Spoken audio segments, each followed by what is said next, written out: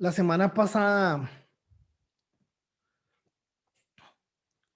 llegamos al versículo 12 de Primera de Pedro y pienso que les dije que este análisis a partir del capítulo 4 viene siendo como un resumen de todo, y yo tomé notas y estoy tomando notas y seguí trabajando y estudiando sobre el tema y el material, y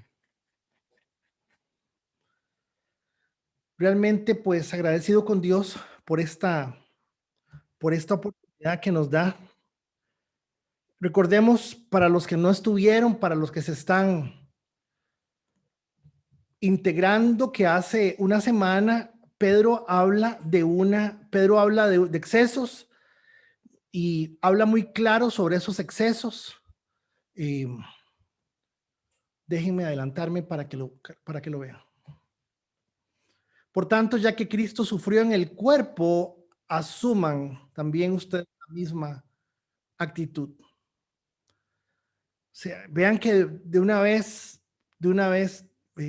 aquí se voló la teoría de que la gente dice a veces, pero ese era el Señor, el Señor era Dios, y entonces él sí podía. Y entonces noten que lo que está diciendo de una vez de plano es: si Cristo sufrió, nosotros también asumamos la misma actitud, y eso pues es muy valioso. Vimos también, dice el verso 2, para vivir el resto de su vida terrenal, no satisfaciendo sus pasiones humanas. Y recordemos el énfasis que hicimos la semana pasada con relación al tema de las pasiones humanas, que analizamos qué era una pasión humana, y vean que está hablando de un exceso. Hasta con el tiempo que han desperdiciado haciendo lo que, y noten que otra vez utiliza una palabra sumamente interesante, y es haciendo lo que agrada a los incrédulos. Y hicimos la observación la semana pasada de que ese agrada es un agrado positivo, lo que significa agrado positivo, o para decirlo de una forma así bien chuzo, ¿verdad? Bien chuzo, bien importante. Esa expresión que está utilizando de las cosas que nos agradan es análoga. ¿Qué significa eso? Que simplemente nos lleva a ver las cosas en el medio y en la realidad en que nos estamos desenvolviendo.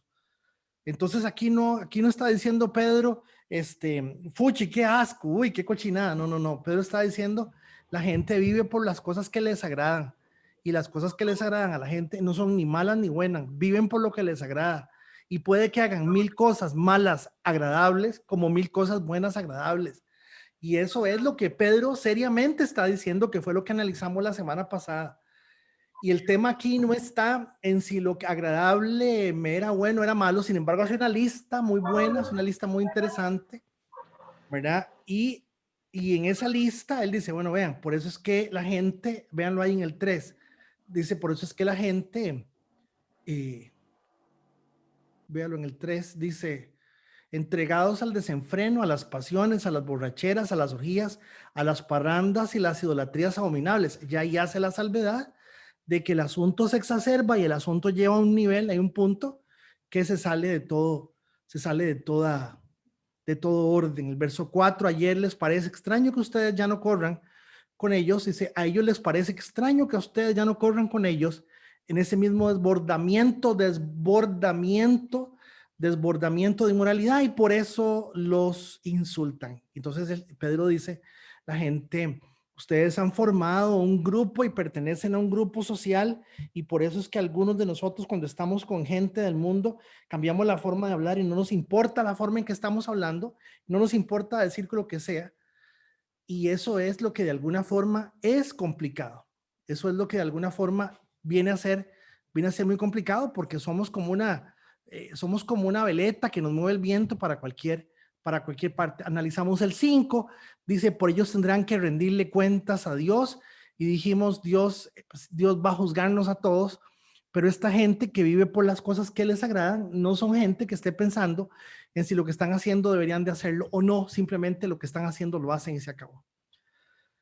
aquel que está preparado para juzgar a los vivos y a los muertos. Dice, por eso también se les predicó al evangelio aún a los muertos, haciendo referencia a que nosotros estábamos muertos y el evangelio nos resucitó, nos sacó adelante. Ahora, aquí vienen las cosas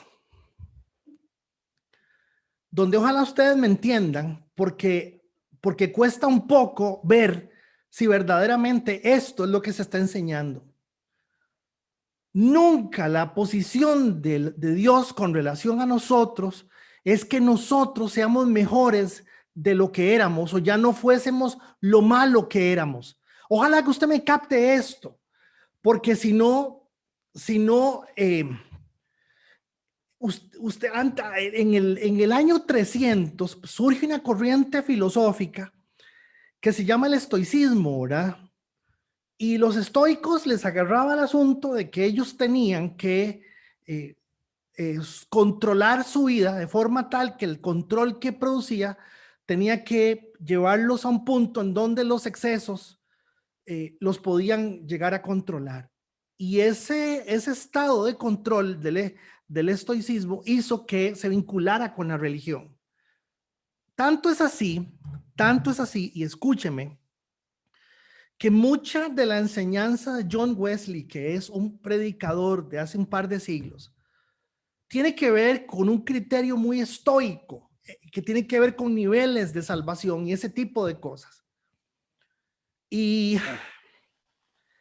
cuando usted entiende que usted va a ser un poco mejor de como usted está y usted sabe que siendo un poco mejor de como está, pero se da cuenta que como está no está tan mal, usted mismo lleva el pulso de lo que usted va haciendo para que su vida tenga o funcione en la forma que usted quiera. Y entonces yo no le puedo preguntar, déjenme ver quiénes están, porque a mí me gusta referirme a la gente. Yo le pregunto a Somos Karen, le 31, Karen. pregunto a Martín, o le pregunto a Irene, ¿en qué punto está usted? Y la gente dice, yo estoy bien, y saqué adelante esto, eché para adelante con esto, estoy haciendo esto, logré esto. La gente empieza a hacer una lista de cosas que ya no hacía, que ya no volvió a hacer, o la gente empieza a hacer una lista de cosas que están en función del hecho de pensar que, pues, por decirlo así, no es tan malo. Y yo quisiera que usted me entienda que mientras estemos vinculados de alguna manera con nuestra congregación, con nosotros, usted nunca va a dejar de escuchar lo que yo le voy a decir. Lo que yo le voy a decir es que el Señor tiene un propósito para usted y para mí que está en función de lo que Él está haciendo, no en función de nuestra propia vida. Cuando yo le digo a usted que el propósito de Dios es superior a cualquier cosa, me estoy refiriendo a que el propósito de Dios lo está llevando a usted a una posición en donde ojalá Dios me tome y lo tome usted en cuenta para ese propósito. Y el sentido de esto está en función de todo lo que implican nuestros familiares y nuestra vida, y la gente que conocemos y la gente con la que compartimos. Pero más que darles un buen ejemplo de gente que se porta bien, lo que Dios quiere es que usted se dé cuenta que la vida de Dios no es nada del otro mundo ni nada especial, simplemente en la vida que Dios diseñó. Y es un nivel de vida en donde lo que destruye al resto de las personas, a usted no lo destruye. Lo que envuelve al resto de las personas, a usted no lo envuelve. Lo que esclaviza al resto de las personas, a usted y a mí, no nos esclaviza. La forma en que tenemos de entender la vida nosotros está en función no del tiempo que está aquí, sino que en función de lo que Dios está pensando en que Él va a hacer con lo que Él originalmente había diseñado. Ya lo vamos a ver porque estamos en el 7. Por eso es que Pedro en el 7 dice, ya se acerca el fin de todas las cosas. Y cuando Pedro dice eso, se está refiriendo, les dije en el 7, se acerca el fin de todas las cosas, tiene pues 3 posibles connotaciones. La vida es muy corta. La vida es muy corta. Lo que estamos, número 2, es un proceso temporal y la clave es salir aprobado. Y número 3, de alguna forma, yo ya estoy grande y quiero que entiendan el valor y el sentido real de la vida, y eso es lo que Pedro de alguna forma nos está diciendo. Nos está diciendo cuando ustedes se den cuenta de que al final,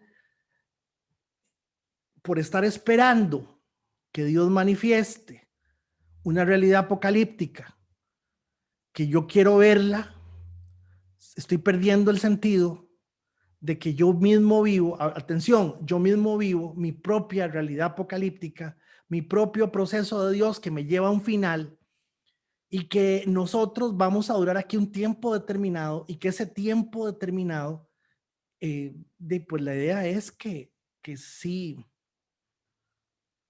que sí funcione, y que de verdad podamos decir, mi vida estaba en manos de Dios y logré simplemente mi realización y logré todo, que es lo que Dios está tratando de buscar y hacer en nosotros. Verso 8, sobre todo, dice, sobre todo ámense unos a los otros profundamente, porque el amor cubre multitud de pecados. Y recuerden lo que analizamos la semana pasada, que esa expresión, cubrir multitud de pecados, nos está diciendo, ámense los unos a los otros.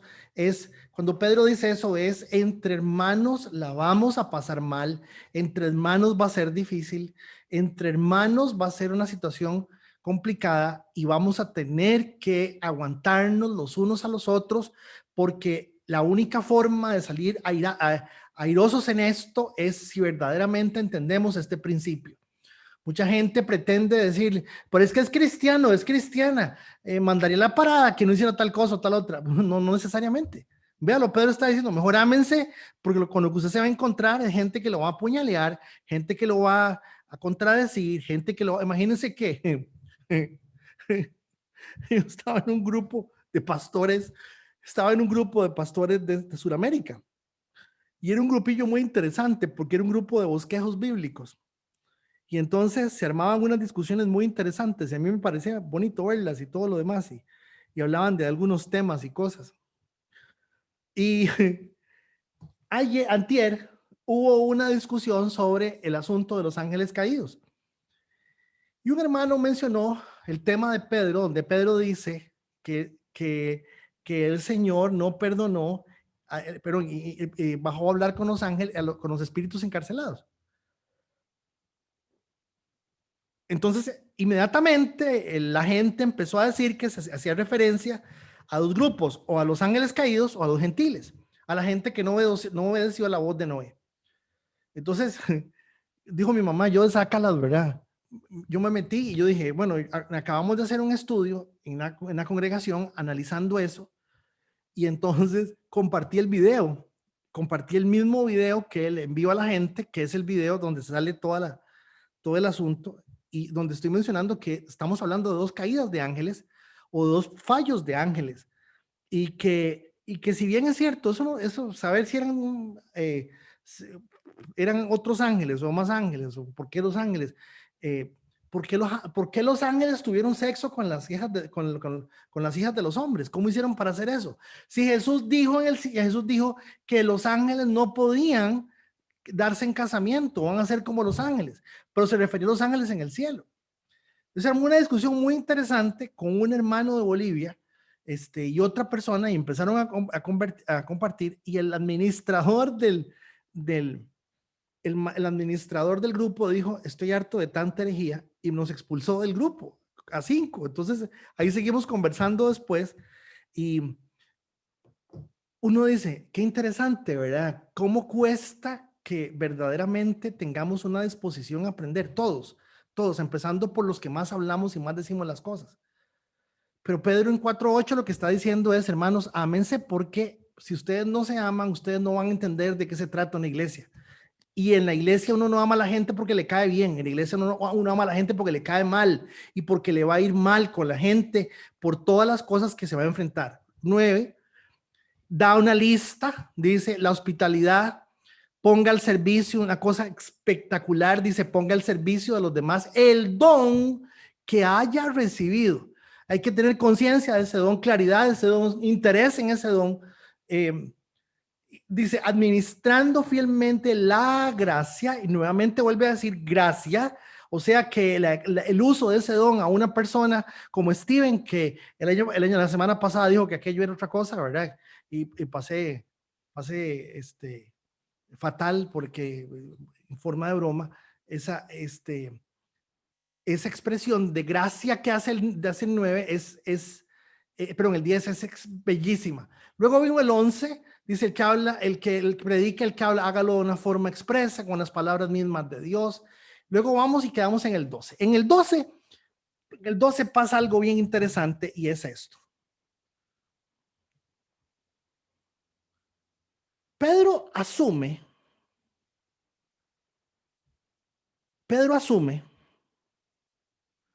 una vez más, damas y caballeros, Pedro asume de que usted está sencillamente enfocado en la posibilidad de que pueda ser que vaya a morir por el Señor. Acuérdese el contexto. Nerón está a punto de quemar Roma, ya lo quemó, Pedro se dio cuenta. Los cristianos, el Señor dijo que tenían que ser dispersados para poder que ellos empezaran a predicar. El Señor quitó la presencia de Dios del templo, el templo ya no está funcionando. El año 70, eh, un soldado romano, por orden de uno de los emperadores, desarma el templo, se roba piedra sobre piedra para sacarle el oro. Ya el tema de la religión judía llegó hasta ahí. Si los judíos hubiesen entendido, claro, la profecía, las 300 y pico de profecías que había sobre el Mesías, se hubiesen dado cuenta que ya llegó hasta ahí, ya no había más que hacer, ya no siguen más con la Pascua y la Pascua y la Pascua y la Pascua. Por eso es muy delicado cuando la gente, felices Pascuas, de cuidado, o sea, la Pascua ya pasó, eso no es tiempo, es tiempo. Jesús dijo, ahora hagan esto en memoria mía. Lo importante que hizo yo, no la tradición. Pero eso ha costado que la gente lo entienda. Entonces en el verso 12, empezamos en el 12, queridos hermanos, no se extrañen del fuego de la prueba que están soportando. Esa expresión del fuego de la prueba hace referencia posiblemente a lo que este señor Don Nerón se le había ocurrido hacer por dos razones. Una, porque culpó a los cristianos, y dos, porque también masacró a muchos a partir de esta experiencia, como si fuera algo insólito. Véanlo así, esta es la tercera vez en que todo el capítulo, en todo el capítulo que Pedro hace un llamado a la madurez. Queridos hermanos, no se extrañen del fuego de la prueba que están soportando. Ayer les pasé una publicación donde en la publicación decía, miren, ténganle cuidado, seriamente, a un evangelio. Usted oye a alguien predicando, le está diciendo, y Dios te va a llevar y vas a experimentar y vas a tener un momento mejor, y todo, téngale cuidado a eso. Yo no estoy diciendo que Dios no lo vaya a hacer, pero cuando rechazan la enfermedad, rechazan las dificultades, rechazan el pasar por momentos de escasez material, rechazan la muerte, hermanos, ya son herejías, ya son cosas serias, graves, porque siguen alimentándonos las cosas que nos agradan. Y entonces Pedro está partiendo, y yo quisiera que usted sea maduro y madura en esta conversación y se dé cuenta de que dice, queridos hermanos, no se extrañen del fuego de la prueba que están soportando, como si fuera algo insólito. Una pregunta, ¿quién está soportando fuego de prueba por el asunto de creer en las cosas que cree? O por haberse hecho evangélico, cristiano. Ninguno de nosotros, hermano, yo menos. O sea, cuando uno ve estas expresiones en la Biblia, a mí me desafían montones porque nosotros somos muy delicados. Ahora que empezábamos las pruebas como a las 7:30, 7:45, Steven me pidió que le hiciera unos cambios a las cosas y me hizo mucha gracia porque me dice, es que uno es delicado. Hermanos, es cierto, es delicadísimo, somos sumamente delicados. El pastor no me saludó, el otro me hizo feo, no me dejaron sentarme en la burbuja, limpiaron la silla como que se me tuvieran asco. Y la verdad es que Pedro está hablando de una actitud de nosotros en donde exponemos nuestra vida por la causa del Señor. O la pregunta al final es, qué de aquello que nosotros somos o creemos podría provocar tantísima reacción en un mundo y una sociedad que definitivamente se convierte en algo que la gente va a rechazar de nosotros. O sea, somos tan que ligeros. Voy a usar la palabra que usó don Carlos Gallini en su diccionario de costarriqueñismos. Somos tan cuitas, hermanos, es la palabra. Somos tan cuitas que cualquier cosa se nos convierte en una situación complicada y en un problema, y ya estamos viendo a ver, y por qué sí, por qué no, y es que yo no merezco esto, y cómo es posible. Hay abusos, y yo entiendo que hay abusos, y definitivamente pues ese no es el tema, pero sí, fíjense que el verso 12 es muy desafiante. Eh, Fíjense que el simple hecho de contrarrestar la vida con lo existente ya era todo un problema a resolver. Pedro literalmente está hablando de la muerte. Pedro está hablando de dar vida por el Señor. El fuego de prueba podría ser algo que nos prepara para un mejor servicio, por decirlo así. O sea, véanlo de esta forma. Lo digo por mí, no lo digo por Alice, ni lo digo ni lo digo por Ana Segura, lo digo por Federico. O sea, cuánta gente en nuestro corazón tenemos para que esas personas conozcan al Señor. ¿Cuánta gente? O sea, ¿qué interés tenemos en las personas para que las personas conozcan al Señor? ¿Usted sabía que es muy probable que no salgamos el otro domingo a evangelizar al parque? Porque eso no lo vamos a hacer nosotros. Pero nosotros tenemos un equipo de oración que yo en mi vida he visto algo tan poderoso. Bueno, el equipo de oración es poderoso, ni siquiera la oración es poderosa. Poder tiene Dios. Y por el poder de Dios que opera a través de este equipo de oración y de este chatcito de nuestra congregación que se llama Fuerzas Especiales, y hemos visto testimonios y gente que ni conocemos, hermanos. Pero la pregunta es, ¿cuál es nuestra responsabilidad? Fíjense que la mayoría de cosas están en función de nuestro propio bienestar, o aquello que, por decirlo así, produzca un bienestar que efectivamente me haga a mí reconocer que Dios es grande y poderoso. Gloria a Dios.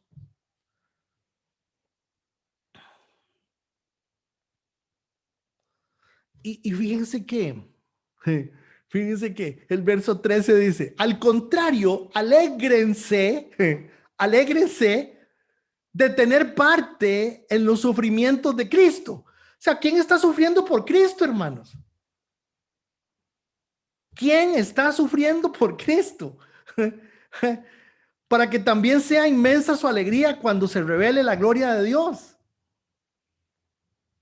Ahora, yo no le estoy diciendo que a ninguno, que Francisco, ni Steven, ni ninguno coja un cuchillo, ni una navajilla y se ponga y se haga el nombre de Jesús en el brazo marcado con una navajilla. No, no, no, no, no, no. Pero sí Pedro está hablando de la vida. Ahora, dependiendo de la edad, dependiendo de la edad, mis notas dicen así: la verdad es que la esperanza de una vida fundamentada en la verdad y la vida de Dios debe ser nuestro mayor y última frontera, ¿ok? La verdad es que una vida que se fundamenta en la verdad y la vida de Dios debe ser nuestra mayor y última frontera. O sea, como estamos viendo el fin de semana, ¿cuál es el fin de la vida? Conocer a Dios y servirlo. Si usted no entiende que ese es el fin de la vida, usted sigue sacando carreras. Y yo, si pudiera plata, estaría sacándome otra carrera, porque me encanta estudiar. O estaría haciendo un negocio, o estaría haciendo otro montón de cosas. Pero lo que yo quiero que usted me entienda es que en la cabeza de cada uno, si no tenemos el mismo norte, estamos todos jalando por otro lado, porque lo que el texto dice es: el fin de la vida, el fin de las cosas es conocer a Dios y servirlo. A lo mejor Pedro hace referencia de alguna manera a entender que el más grande mensaje es no sorprendernos de la prueba.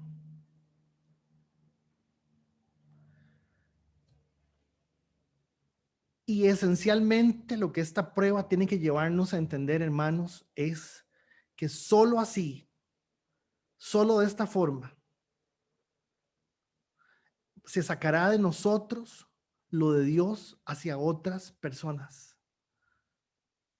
A veces solo de esta forma. A veces simplemente, a veces, al sacar de nosotros el dolor, la angustia y el temor, evidencias para nosotros y nuestros allegados de lo que verdaderamente creemos. Entonces, fíjense que a partir del 13, Pedro viene, es como una especie de resumen. En el 13 él dice, al contrario, alégrense de tener parte en los sufrimientos de Cristo, para que también sea inmensa su alegría cuando se revele la gloria de Dios. Repito, ¿cuánta gente está esperando en ver la revelación mediante el sufrimiento que me produce alegría para ver la gloria de Dios? Hermanos, seamos sinceros.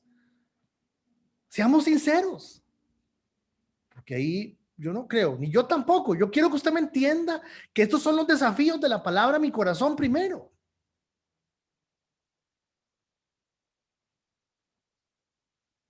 Pero la gente ha malinterpretado estas cosas porque entienden que hay que andar con la cabeza agachada y andar todo jalado y andar en ruina, dijo, en desgracia, dijo aquel, ¿verdad? O se hace referencia genuinamente a una sensibilidad que nosotros no tenemos. Esta generación Olivo Verde 2020 no tenemos esa sensibilidad. Sí me estoy comunicando, yo creo que más claro no podría ser.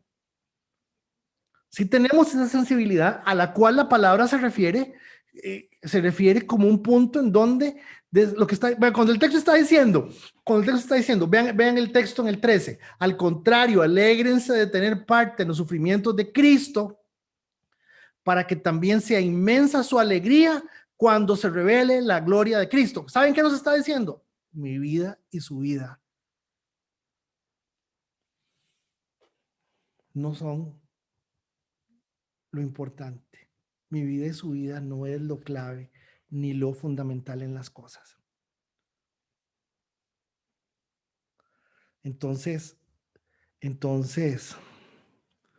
definitivamente algo está queriendo enseñarnos Dios. Vean, sinceramente, a mí me encantó la intervención de don Luis Cordero la semana pasada, que Carlos participó y Steven participó. Por favor, si tienen que interrumpirme, háganlo. Si lo importante aquí es comentar y hablar, y hermano, no tienen por qué estar de acuerdo. Si yo lo que estoy es simplemente tratando de comentar y analizar el texto que estamos viendo.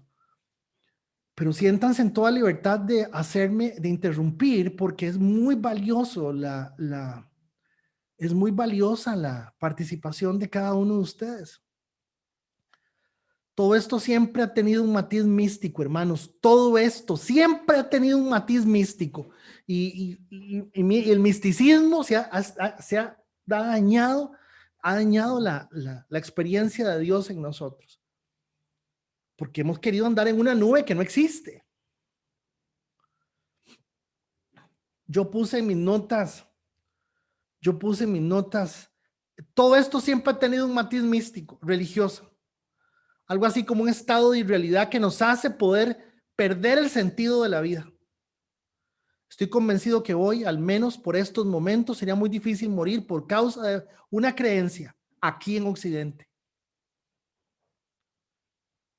Pero cuando se entiende que es renunciar a lo bueno para escoger lo de Dios, eso es algo muy diferente. ¿Por qué? Si usted me pregunta a mí, entendiendo el libro de Apocalipsis desde una perspectiva muy superficial, la Biblia dice que en el libro de Apocalipsis que mucha gente va a tener que confesar públicamente a Cristo, negar al anticristo y que le corten la cabeza para poder ser salvo. De hecho, el libro lo dice, estos son los que fueron salvos por causa le cortaron la jupa. Hermano, ¿sabe cuánta gente va a decir, a mí qué me importa? Yo no sé, ¿para qué me va a cortar la jupa? O sea, realmente eso es lo que está pasando. Hemos entrado en un estado de superficialidad de estas cosas que no podemos darnos cuenta de cuán valioso es el hecho de poder reconocer la obra y la vida de Dios en nosotros. La gloria de Cristo es una vida productiva, valiosa para mí y a otras personas, una vida llena de enseñanzas y manifestaciones de Dios. Milagros únicos, hermanos. Y lo mejor, un legado de valor irrecordable. Vámonos para el 15. Vamos para el 14 y el 15.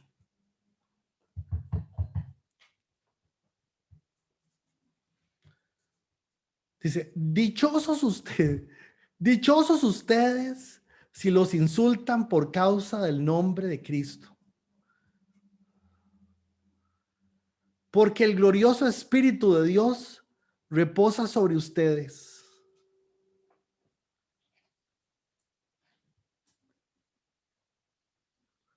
Que ninguno tenga que sufrir por asesino, ladrón o delincuente, ni siquiera por metido. Fíjense que hay un nivel de profundidad en donde nos están diciendo, o sea, manda la parada que a nosotros los cristianos se nos señalen cosas que se le señalan al mundo en vez de simplemente ser acusados por nuestra creencia. Vean qué interesante. 16. Pero si alguno padece como cristiano, no se avergüence. Sí, ¿cómo vamos a padecer como cristianos como cristianos si nos parecemos a todo el mundo? Si es lo mismo. Es lo mismo, o sea, ¿cómo vamos a pensar nosotros que vamos a padecer en función de la idea de que somos hijos de Dios? Si tenemos las mismas posiciones, las mismas cosas, usted oye a los cristianos hablando de las mismas cosas, peleando las mismas cosas, defendiendo las mismas cosas. Yo me asusto, hermanos. Seguramente nosotros estamos perdidísimos en muchas cosas, pero yo me asusto hoy oí una prédica de una persona que siempre le he tenido un respeto importante porque siempre lo he considerado muy serio, pero lo oigo, pero hasta que sudaba predicando. Y dijo esto, leyendo el libro de Ezequiel. Dice, como dice en el libro de Ezequiel, que llevaban al muerto alzado, dice, y en el momento en que llevaban al muerto, no era Ezequiel, Isaías, no recuerdo qué texto era. En el momento que llevaban al muerto, dice, se les cayó y lo tiraron encima de los huesos de Eliseo. Y al tocar los huesos de Eliseo, el muerto resucitó. Y si usted no suelta, oiga la alegoría, si usted no suelta lo que lo tiene atado al pasado y lo tiene atado al vicio, lo tiene atado ahí, ese muerto no va a resucitar. Me doy a entender. Y yo oigo a la gente diciendo amén y griten, se levantan y yo me asusto, hermanos. Porque la Biblia no está diciendo eso y eso no va a pasar. Eso no va a suceder. Y decirle a la gente que cuando suelten, y hay gente, pero yo tengo que decirle esta noche, yo tengo que decirle esta noche a Fray y a Brigitte que no suelten, que retengan. Entonces es muy delicado, es sumamente delicado. Por eso es que fíjense que tenemos que hablar de esto. Tenemos que verlo de esta forma. Dichosos ustedes si los insultan por causa del nombre de Cristo. ¿Cómo nos van a insultar si somos iguales? Si es lo mismo, no hay diferenciación.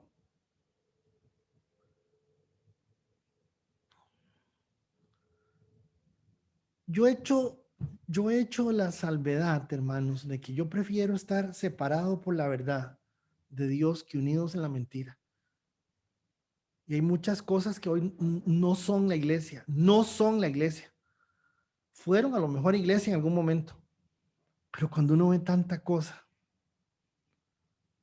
porque hermanos, lidiar con el pecado es lo que está en la palabra y la palabra nos llama a lidiar con el pecado, pero ¿cómo hacemos para lidiar con la cabezonada? ¿Y cómo hacemos para lidiar con la terquedad de la gente de querer seguir diciéndole que Dios hace y dice cosas que no son y que no hace? Verso 15. Perdón, 16. Pero si alguno padece como cristiano, no se avergüence. Tiene que haber algún desafío en esas palabras. Tiene que haber un desafío. Llama la atención que ni siquiera se admite la posibilidad de ser entrometido. Ni siquiera se admite la posibilidad de ser entrometido. Que se avergüence el malhechor, sentido literal de la palabra, pero no nosotros. El punto es que muchos de nosotros, donde somos identificados como hijos de Dios, pareciera que evadimos o nos avergonzamos de serlo. Pienso que Pedro utiliza algún sarcasmo que le es revelado por el Espíritu Santo, apuntando a este momento histórico de la iglesia del Señor. Verso 17.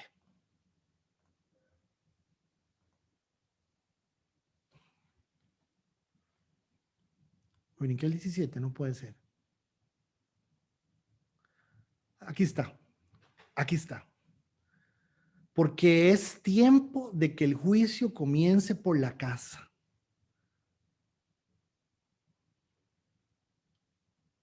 De Dios. Y si primero comienza por nosotros, ¿cómo será el fin de aquellos que no obedecen al evangelio de Dios? Entonces, fíjense que aquí nuevamente hay una fuerte sentencia. El juicio comience por la casa. Al introducir esta expresión, está hablándonos de tiempo. Pedro está haciendo referencia a dos cosas fundamentales. Una siempre primero debe ser limpiar la casa primero. Hay que verlo del punto de vista sencillo.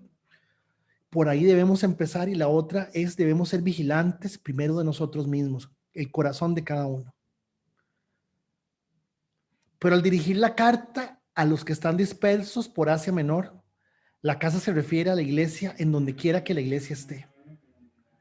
Pero es probable que se esté enfocando en el final de los tiempos y nos haga ver que será una señal inequívoca de que el fin está llegando.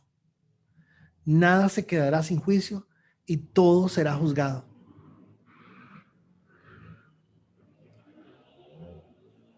No sé si están oyendo las motos, pero no hay bloqueos, pero ahora sucede que no sé qué días en las noches aquí en este lado de San Ramón hay piques y vienen los piques. Dios nos está librando del fuego eterno cuando nos dice pellizquense. Pero yo creo que esta noche, si usted se va a la iglesia, lo voy a entender, porque lo que estoy a punto de decirle no le gusta a la gente y no es algo que se predique y no es algo que usted haya escuchado. Y quisiera que me ponga atención, pero sí estoy convencido de que esto es así. Cuando yo le digo a usted que Dios nos está librando del fuego eterno, es una maravilla, porque estamos hablando de un seguro contra incendios, ¿me entiende? Y el seguro contra incendios, pues sí, nos garantiza que nosotros no nos vamos a quemar en el infierno. Hermanos, pero genuinamente no se trata de lo que no nos va a pasar y la gente quiere seguirle diciendo a la gente, si usted es así cristiano y asiste a la iglesia y ofrenda y diezma y aparte de eso se compromete y trabaja y ayuda y pues se involucra en las cosas de Dios, usted no va a ser quemado en el fuego del infierno. Y sí, por miedo, dijo Goebbels, miéntale al pueblo para que tenga miedo. Ese era el ministro de Formación, Educación o de Publicidad de don Adolfo Hitler. Hermanos, más bien se trata de lo que me va a suceder. ¿Qué es lo que me va a pasar? Y esto le voy a decir que lo vea con pinzas, que no porque yo le digo que está en la Biblia, tiene que decir, sí, tiene razón. No tengo razón. Usted tiene que escucharlo y tiene que ser prudente y irse y buscar eso y decir, ¿esto de verdad es así? Porque el día que usted se enfrente con San Pedro o con el Señor o con quien sea que se enfrente, nadie va a estar con usted. Absolutamente nadie, hermanos. Y yo quiero que usted vea que el verso 18 dice, y si el justo, vea, y si el justo con dificultad se salva, ¿en qué irá a parar el impío y el pecador? Vean la salvedad en los dos términos, ¿verdad? El impío y el pecador. El impío y el pecador. ¿Ustedes saben por qué dice impío? Porque hay gente que es buena. Hay gente que es buena. Hay gente más buena que usted y que yo. Dígame amén. Usted mintió esta semana 5 veces. Esa gente no miente. Son gente que no. Es una acepción de la forma de ver quién es un impío y quién es un pecador. Pero ahí estamos hablando de dos personas diferentes. Hay gente que es buena, hermanos, pero no tienen al Señor. Son impíos. Porque estamos siempre midiendo a la gente en función del pecado nuestro, ¿verdad? Y como yo no soy tan malo. Entonces fíjense que es ahí donde el cierre del verso 19 nos dice, por eso, los que sufren según la voluntad de Dios, que encomienden sus almas al fiel creador, haciendo el bien. ¿Qué nos hace entender esto? Véalo.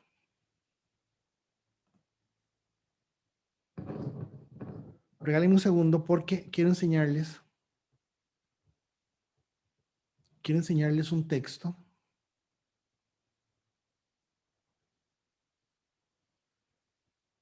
Regálenme un segundo nada más.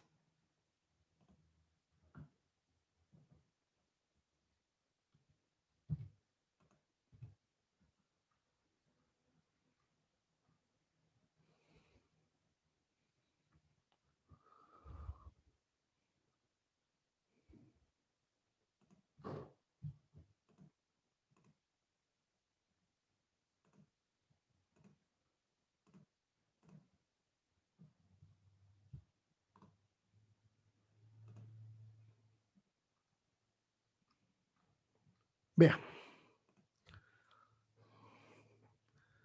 Cuando el texto dice que el justo con dificultad se salva,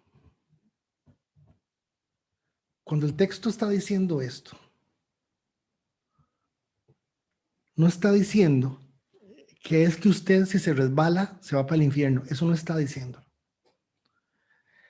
Cuando la palabra de Dios nos está diciendo a nosotros que nos está librando del fuego, del juicio, nosotros no podemos seguir teniendo la mentalidad de que yo soy cristiano para no irme al infierno.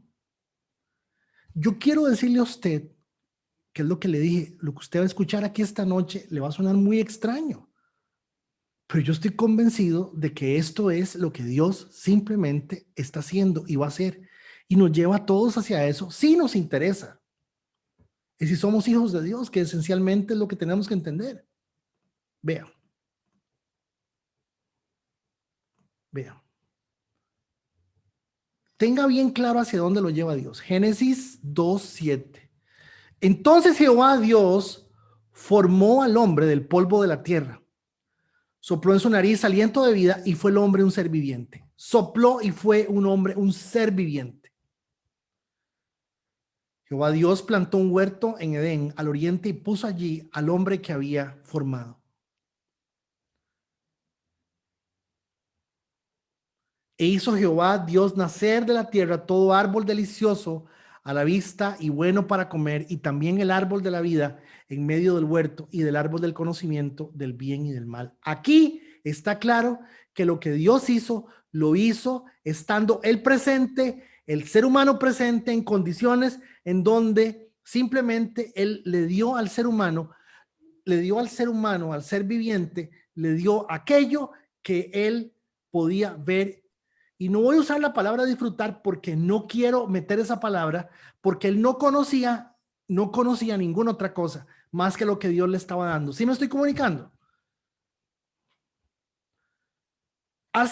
Luego entra el texto en el verso 10 y hace una descripción. Dice, salía del Edén un río para regar el huerto y de allí se repartía en 4 brazos. El primero se llama Pisón, en el que rodea toda la tierra de Havila, donde hay oro. El oro de aquella tierra es bueno, y allí también bedelio y ónice. El segundo río se llama Gihón, es el que rodea toda la tierra de Cus. El tercer río se llama Hiddekel, es el que va al oriente de Asiria. El cuarto río es el Éufrates. Entonces, noten que esencialmente lo que el Señor está diciendo, que la primera necesidad del ser humano no es el oro, es el agua. Y que había agua por todas partes. Nótenlo. Esencialmente, eso es un detalle importantísimo que la Biblia nos muestra. Pero nos presenta una condición, nos presenta una condición del Edén, que desde nuestra perspectiva, 6,000 años después, estamos viendo que esto es una cosa bella y había oro. Entonces, hoy los que ya entendemos qué es el oro, nos damos cuenta que el oro pues, es un metal valioso.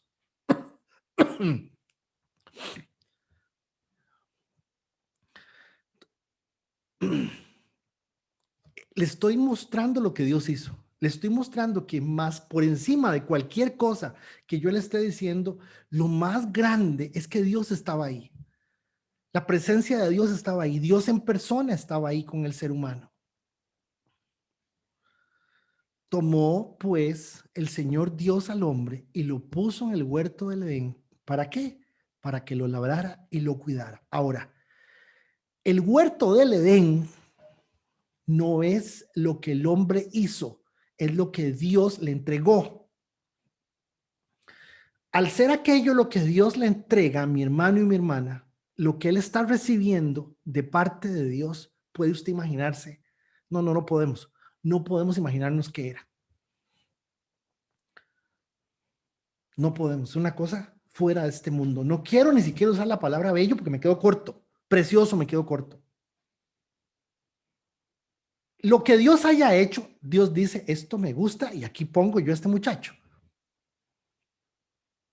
Bueno, pues entonces yo quiero que usted note que este proyecto original nunca desistió de hacer aquello que siempre ha querido hacer de una u otra forma. Don Luis habló y les voy a pedir un favor, hermanos. Si a usted le molesta que le lleguen los audios o los videos o lo que sea, dígame y los sacamos de la lista y no tiene que estarlos borrando. Porque hay gente que ya abrieron, ya abrieron, le digo, ¿cómo abrieron? Si pasamos hasta 3 mensajes por semana, pero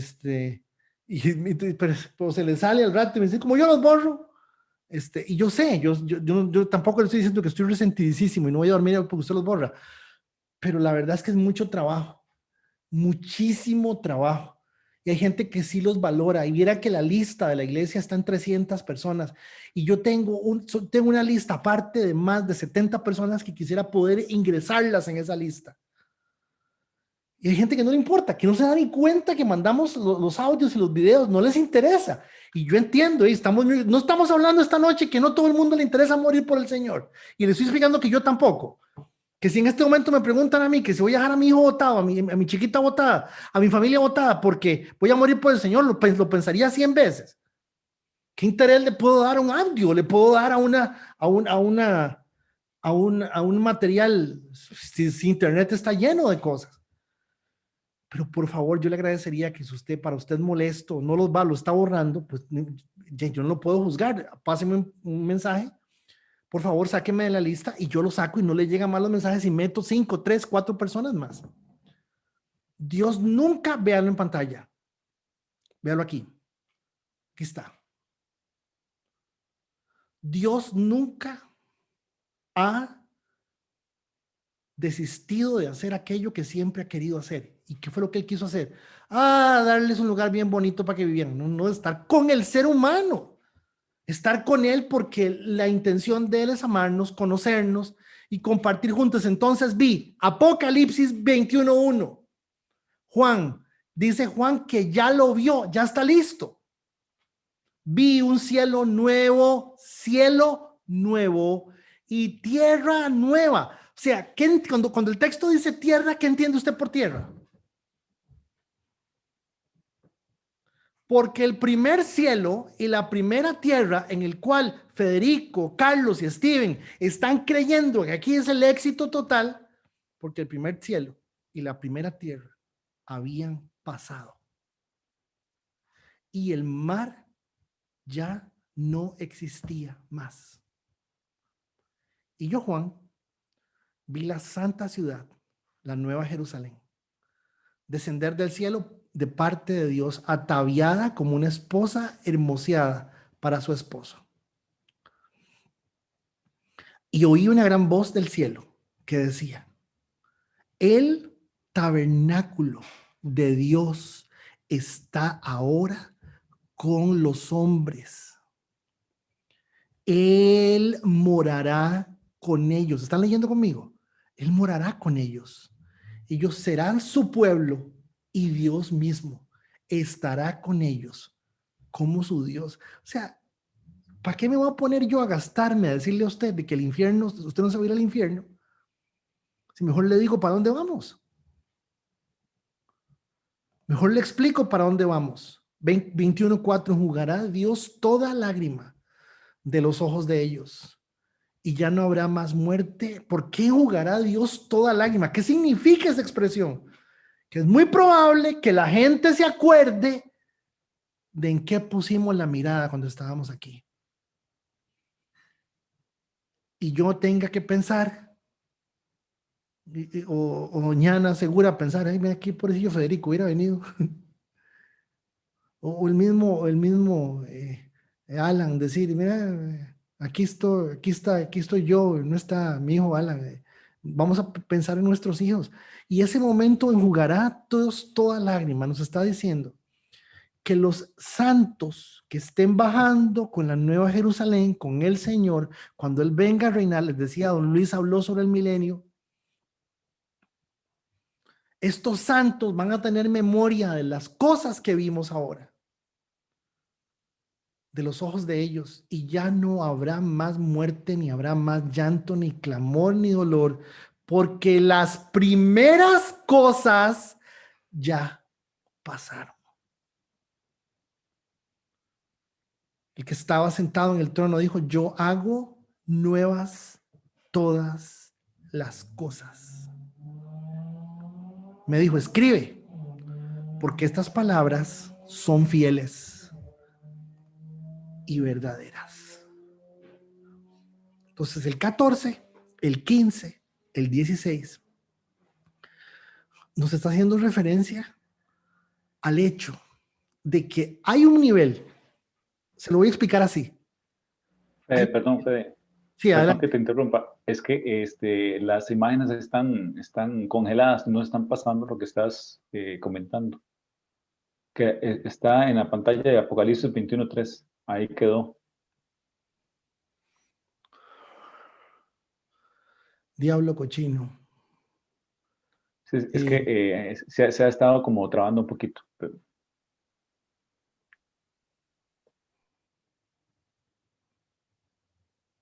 Ok, un segundo para hacer aquí una cosa nada más.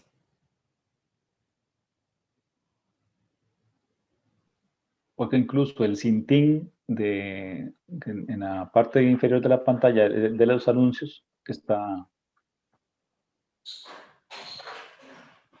congelado. Ahí cambió ya. Sí, como eso. Ahí cambió, Ajá. ¿cierto? Sí, tu imagen está congelada y como te digo, el estribillo de la pantalla inferior de los comunicados está también en stand-by. Sí, sí, no importa. No importa, Ok, listo. que yo esté congelado mientras me oigan, que yo esté congelado. Sí, el audio está perfecto, excelente. Sí, es la conexión a internet. Estamos transmitiendo por Facebook y entonces se nos pegó, pero ya llegamos al final. Ahí tienen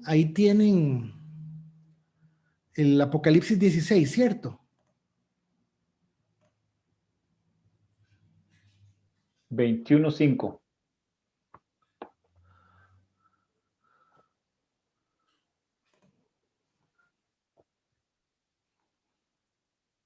Ok.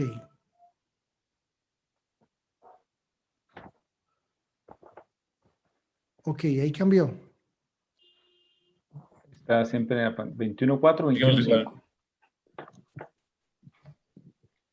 Ok, regáleme un segundo nada más. Regáleme un segundo nada más. Sí, se pegó.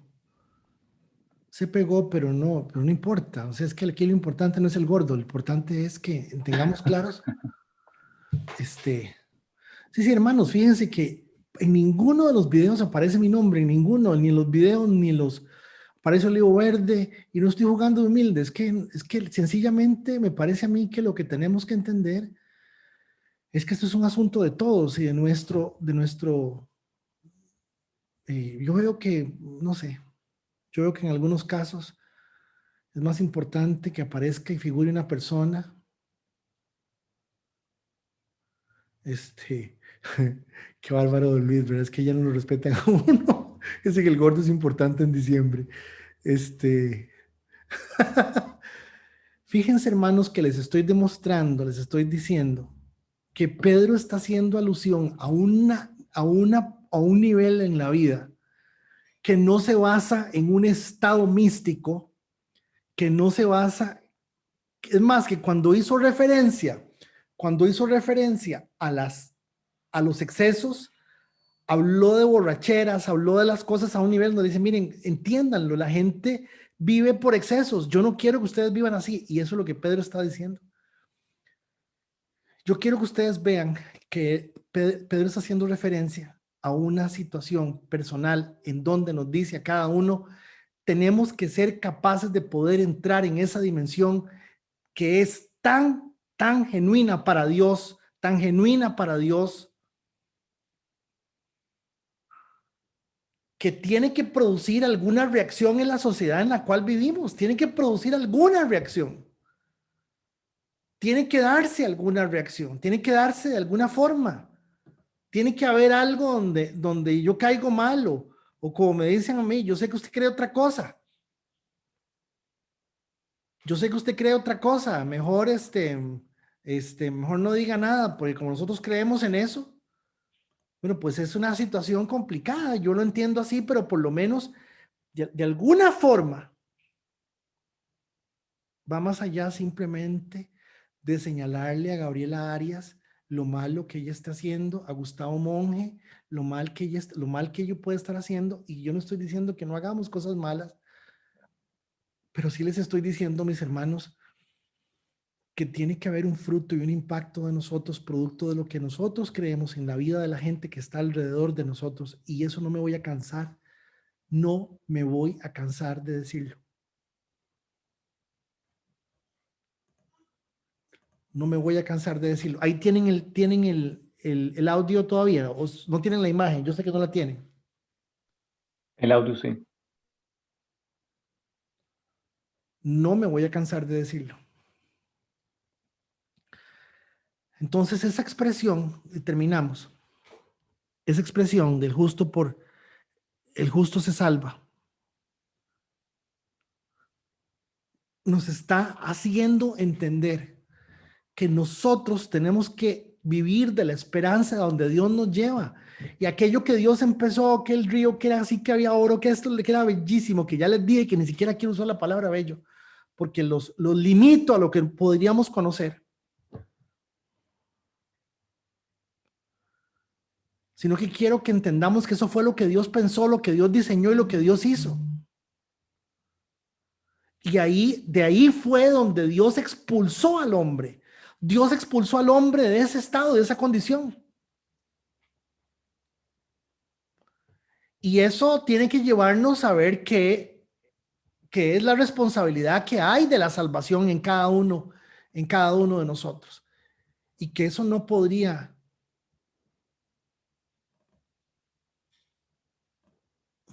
y que eso no podría cambiar, no debería de cambiar.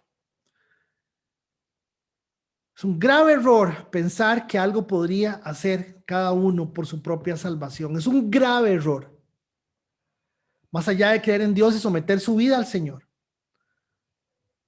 Pedro se enfoca en el magno esfuerzo de Dios que hace para llevarnos a nosotros, los pecadores justificados, a la salvación. Hermanos, la salvación no se gana. Es un regalo de Dios. Es por gracia. Dios nos ha escogido porque nos ha conocido, como dice el libro de Romanos, y ha visto el corazón de Dios, y esto no le gusta a todo el mundo porque es muy complejo. No todo el mundo se va a salvar. Y Cristo murió por aquellos que puedan ser justificados. Dice: a los que conoció, los glorificó, haciendo un resumen del texto. Es un misterio, hermanos. Es un misterio. Hemos dicho que la salvación tiene 3 efectos, pero es una sola salvación. Hoy me salva de mí mismo, de mi alma. Me salva de la sociedad en la cual crecí, de la formación que traigo de mis papás y la genética que traigo en mi cabeza.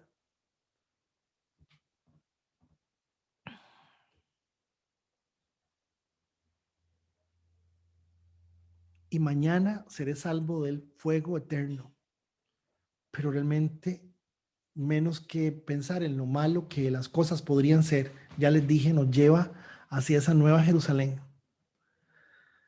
Romanos 3:26 dice, se los dejo de tarea, si tienen con qué anotar, anótenlo. Con miras a manifestar en este tiempo, oigan, con miras a manifestar en este tiempo su justicia, a fin de que Él sea el justo. Él sea el justo. ¿Quién? Cristo. Y el que justifica al que es de la fe de Jesús. Al que justifica al que es de la fe de Jesús. Hasta creer viene de parte de Dios, hermanos.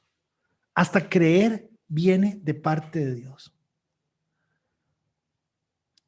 Hay algo súper sencillo en la humildad y un corazón genuino que Dios valora.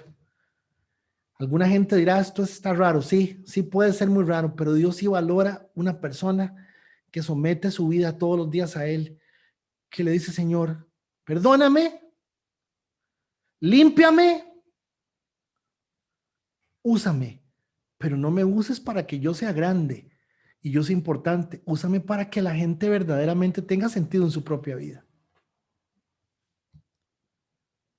Dejémoslo aquí, hermanos. Dejémoslo aquí porque tengo para seguir hablando como 2 horas más y podré. Y ya tenemos 1 hora y 15 minutos. Entonces, ese es el desafío esta noche al entrar al capítulo 5. Y en el capítulo 5 es bellísimo porque el capítulo 5 nos lleva a hacer la reflexión de cómo Dios va a hacer todo esto a través de la iglesia. ¿Y qué es la iglesia? Entonces habla de los pastores.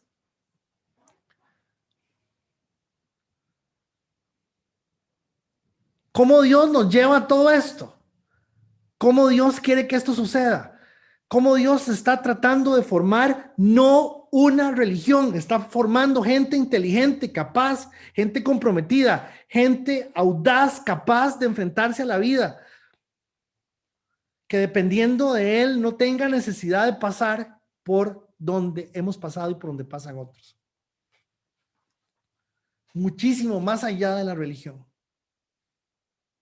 Se llama vida y vida en abundancia. No sé si hay alguna observación o algún comentario. Quisiera dejarlo aquí con esta lectura muy rápido. Al cierre del capítulo 4, da por un hecho que el sufrimiento es inherente a una vida de Dios. No necesariamente porque el mal buscar hacernos daño, sino porque más vamos a ir en contra de todo. Sino además porque la imagen de Cristo en nosotros refleja una actitud opuesta, antagónica a todo. El eje fundamental que hace la diferencia es el egoísmo. El cierre de Pedro hace mención de encomendar nuestras vidas al Creador. Y esa frase, el Creador, hace alusión al poder de Dios que nunca cambia. Y si Él creó algo nuevo en algún momento, lo que sigue es nuevo y va de nuevo. Y que es un Dios que conoce la necesidad de sus criaturas. Entonces, la mayoría de nosotros, incluyendo a Federico, estamos simplemente viendo a ver qué hacemos para portarnos bien, para no irnos al infierno. Y eso es, hermanos, algo de lo cual, pues definitivamente no es. De hoy en 8, si Dios nos presta vida y no hay problemas, entramos al capítulo 5 y último capítulo del primer libro de Pedro.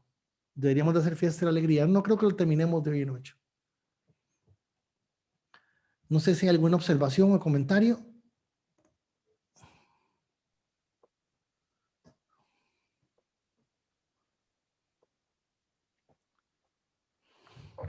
No hay nada en el chat, Fede. No hay nada en el chat. No, señor.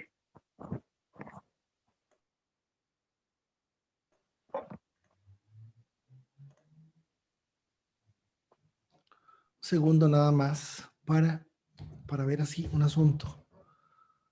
Un asunto.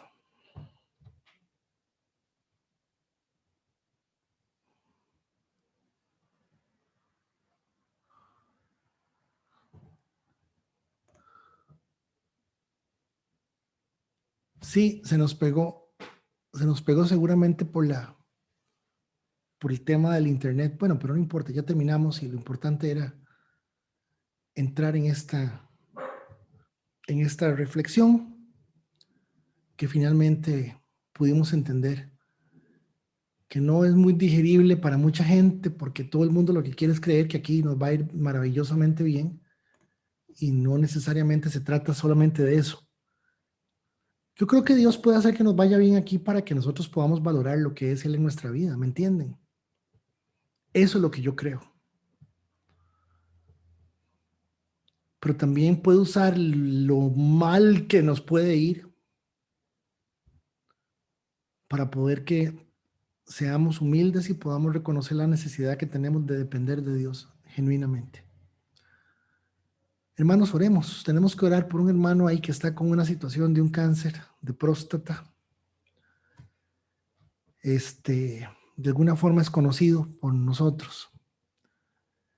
Orar por el resto de personas, pedirle a Dios que no se canse de seguir haciendo su proyecto en cada uno de nosotros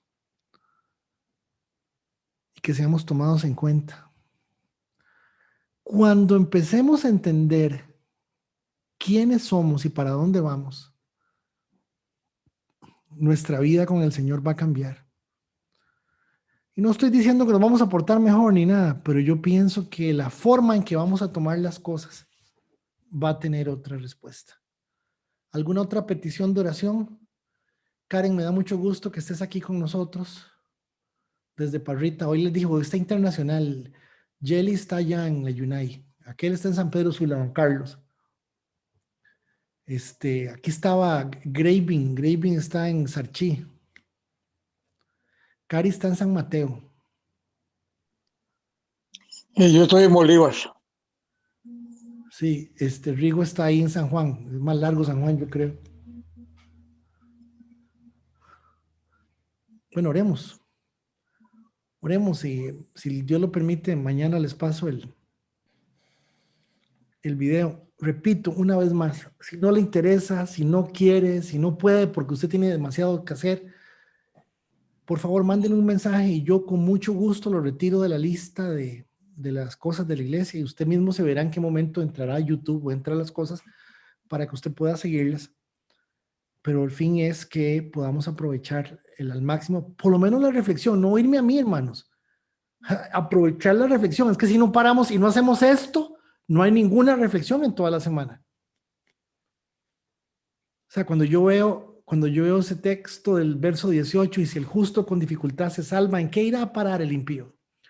Por eso, los que sufren según la voluntad de Dios, que encomienden sus almas al fiel Creador haciendo el bien. ¿Quién está sufriendo por hacer la voluntad de Dios? Si eso a usted no le produce una reflexión, hágalo. Pare, detenga todo, dígale, Señor, ¿qué estoy haciendo mal? O me estás pidiendo que renuncie, quién sabe a qué, de mí mismo, o me estás pidiendo que vea las cosas de otra forma. Señor, te damos infinitas gracias esta noche. Yo te pido que por favor tengas misericordia de cada uno de nosotros. Pedimos tu bendición, Señor, para esta congregación, este grupo de hermanos que esta noche ha tenido todo para estar aquí y entendiendo, Señor, que lo más importante es tu palabra. Desafía el corazón de todos, de todos, de todos. Desafíanos, Señor. Porque nuestro interés no es ser buenos, nuestro interés es ser como vos. Ese es nuestro interés, Señor. Si seguimos siendo buenos, vamos a seguir siendo lo que siempre hemos sido, para dejar de hacer y dejar de seguir lo que usted quiere que nosotros seamos.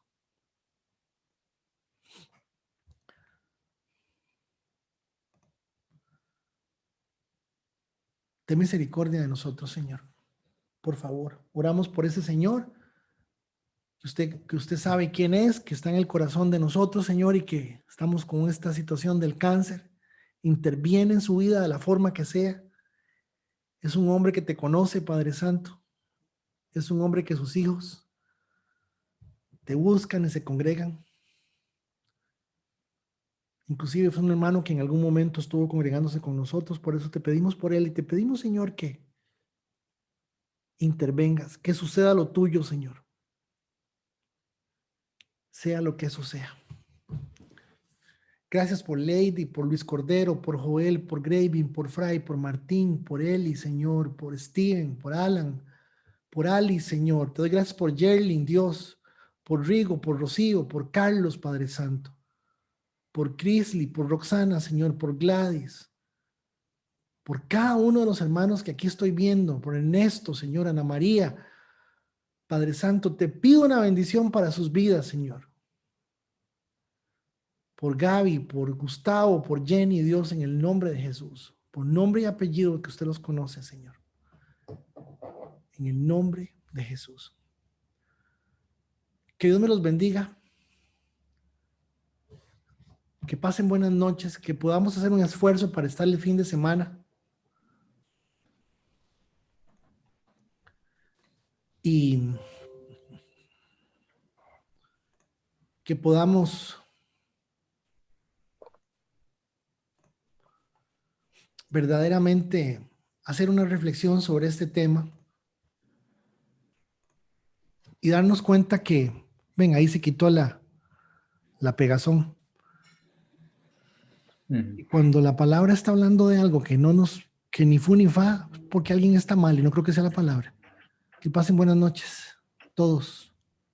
Que descansen.